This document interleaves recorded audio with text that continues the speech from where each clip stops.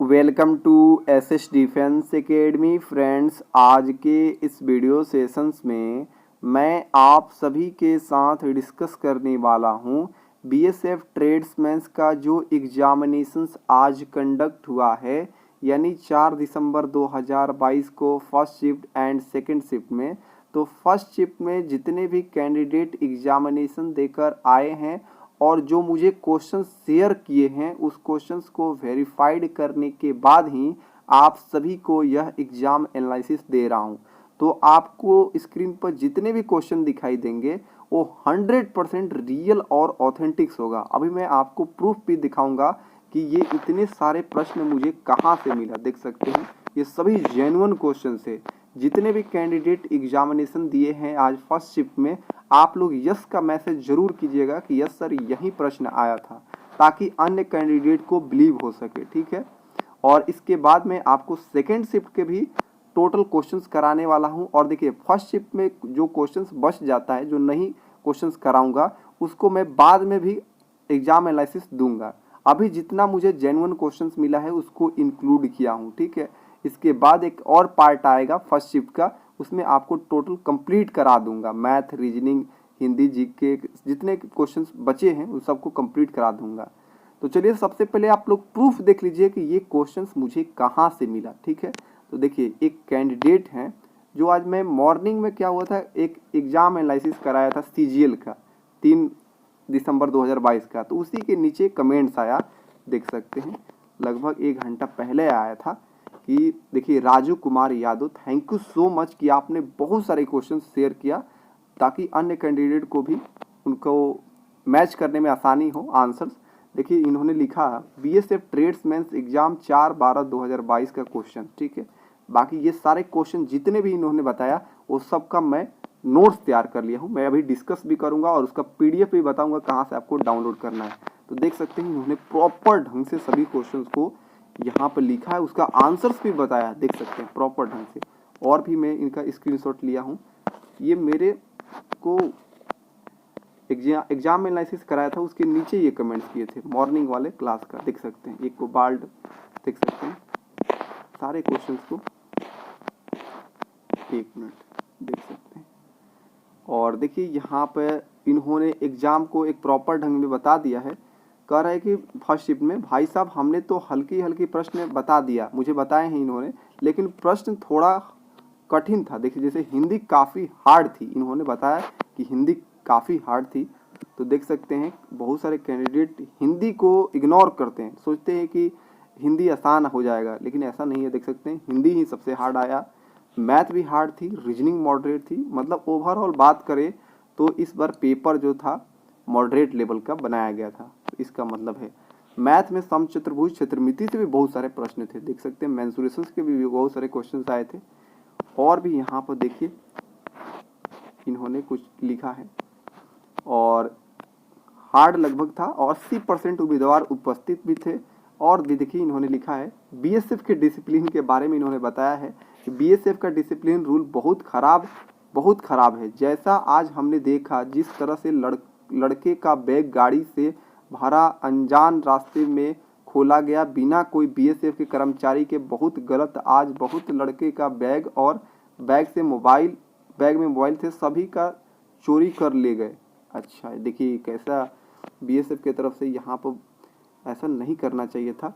Candidate को proper ढंग से क्या होता है ना कि इस तरह के बहुत सारे मतलब ये घटना देखने को मिलता है, चाहे वो एग्जाम बीएसएफ का हो चाहे आईटीबीपी का हो।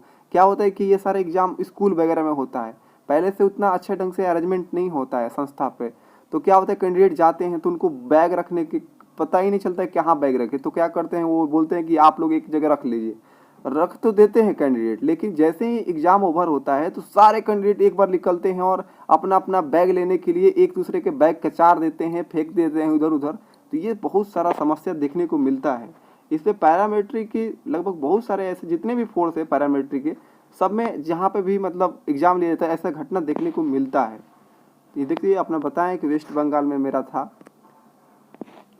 बहुत सारा इनको प्रॉब्लम हुआ है वहाँ पे, देख सकते हैं। तो आप लोग बैग वगैरह जाइएगा तो अच्छे ढंग पे से रखिएगा, अच्छे स्थान पे।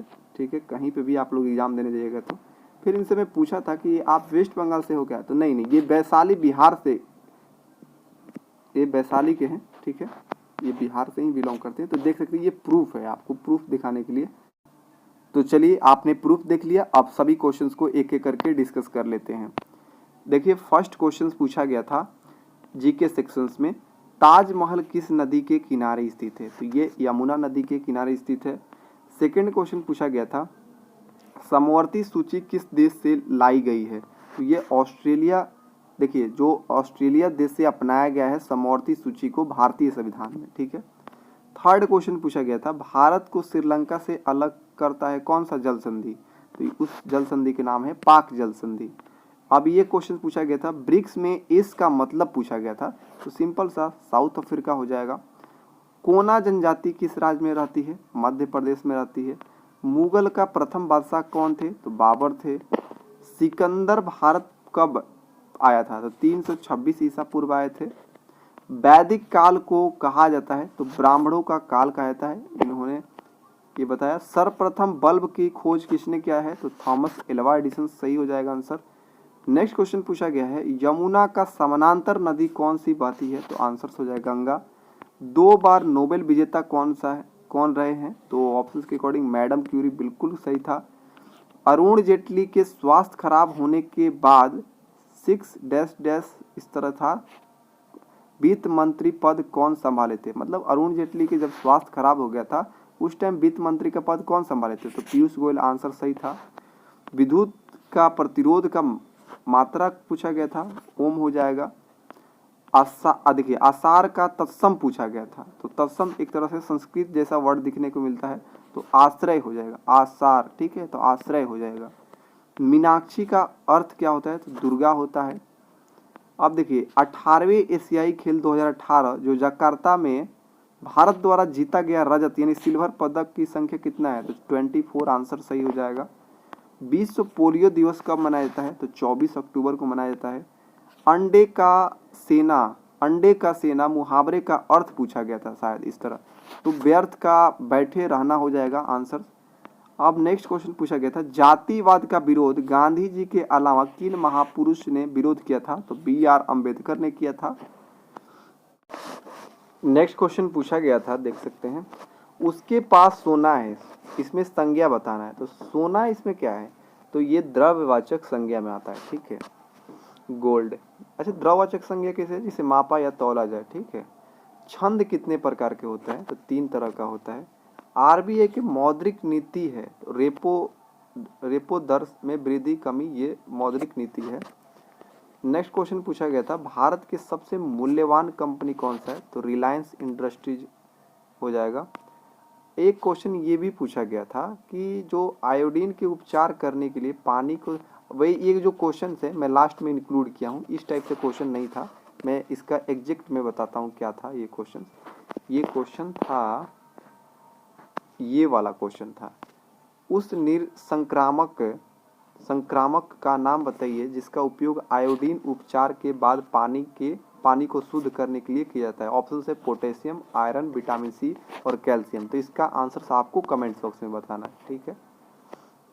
अब ये एक मैथ में क्वेश्चन था, 3 गो नंबर दिया गया था A, B और C इस तरह से, फिर पूछा गया था कि चतुर्थ अनुपात क्या होगा, तो मतलब D का वैल्यू पूछा गया था, तो इसका क्या होता है चतुर्थ अनुपात निकालने के लिए, तो BC/A हो जाएगा जो भी वैल्यू होता है, तो ये इस फार्मूला से निकल जाएगा।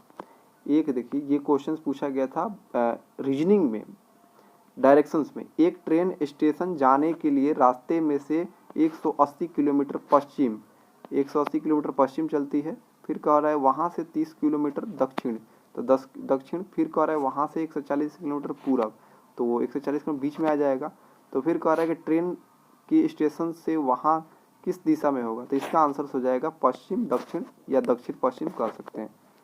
नेक्स्ट क्वेश्चन पूछा गया था कोबाल्ट पत्थर से किस रंग की धुआं निकलता है, तो ये एग्जैक्ट जो प्रश्न था क्या था मुझे नहीं मालूम, लेकिन इसका आंसर कैंडिडेट बोल रहे थे ब्लू आंसर हो जाएगा, ठीक है। जब कोई डैश वस्तु प्रकाश के मार्ग में आती है तो परछाई बनती है, ये हूबहू मैं क्वेश्चन पेपर से डाउनलोड किया हूँ, मुझे क्वेश्चन पेपर भी कुछ आ गया है, पूरा भी नहीं आया लेकिन आ गया है, मैं आपको अभी दिखा नहीं सकता यहाँ पे। तो देख सकते हैं यहाँ पर हो जाएगा जितने भी अपारदर्शी वस्तु होता है उसको क्या उसकी परछाई बनता है। तो वही कह रहा है कि अपारदर्शी वस्तु प्रकाश के मार्ग में आती है तो परछाई बनती है। ऑप्शन में था अपारदर्शी, पारदर्शी, इस तरह से। तो इसका आंसर हो जाएगा अपारदर्शी। ये क्वेश्चन का आंसर आपको बताना है। ये क्वेश्चन पूछा गया था मुगल दरबार में उर्दू के अलावा किस भाषा का प्रयोग किया जाता था? फारसी का उपयोग किया जाता था। तो ये मुझे 30 एग्जैक्ट क्वेश्चंस मिला है जो आज के एग्जामिनेशंस में यानी 4 दिसंबर 2022 फर्स्ट शिफ्ट के बीएसएफ ट्रेड्समैन के एग्जामिनेशंस में पूछा गया है। बाकी जितने भी प्रश्न अभी बाकी रहे हैं वो मैं आपको जैसे ही पूरा कंप्लीट होता है, मुझे क्वेश्चंस की कलेक्शंस कंप्लीट होता है, मैं क्वेश्चंस कराऊंगा आप सभी को। चैनल से जुड़े रहिएगा, सेकेंड शिफ्ट के भी क्वेश्चंस कराऊंगा, ठीक है। और इसका पीडीएफ आप लोग डाउनलोड कर सकेंगे टेलीग्राम चैनल से जुड़ के, जिसका लिंक आपको डिस्क्रिप्शन बॉक्स में देखने को मिल जाएगा। तो मिलते हैं नेक्स्ट वीडियो में, तब तक के लिए जय हिंद।